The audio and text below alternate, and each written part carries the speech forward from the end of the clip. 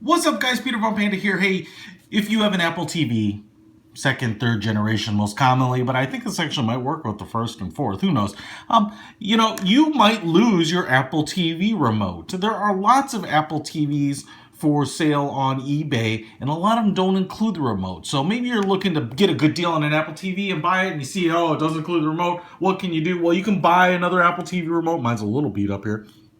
But this is the official one that comes with the second generation and third generation Apple TV.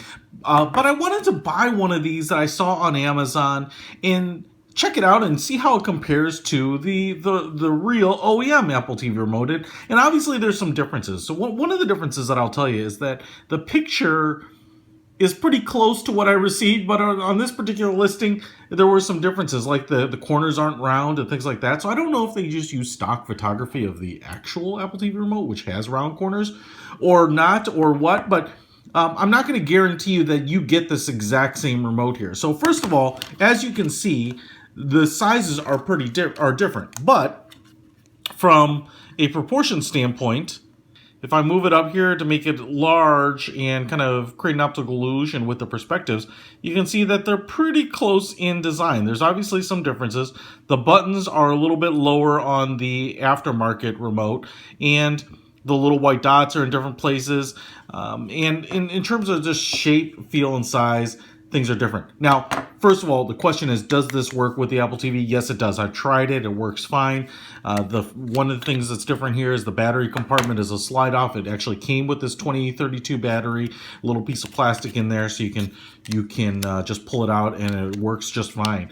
I want to say about $10 for this, so they're cheaper than buying a used remote, which you can get for $15 to $25. Let me call out the differences here. This is an all plastic construction. You can feel that it's light. This is an all metal construction with plastic buttons, and this feels heavier. Now, I just don't know if it's the density or the size, but this remote actually feels lighter than this remote, even though this one is smaller. So it's pretty light. You can tell it's plastic.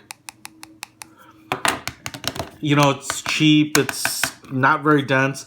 The LED cover there, or the infrared light cover, is the whole covers the whole end. As you can see there is some shape difference. They're similar. It's kind of like the profile of an airplane wing here, and this has a little bit of contour too, but it's obviously different. Size is the biggest difference here, and it's painted silver, so it's not like a bead blasted aluminum.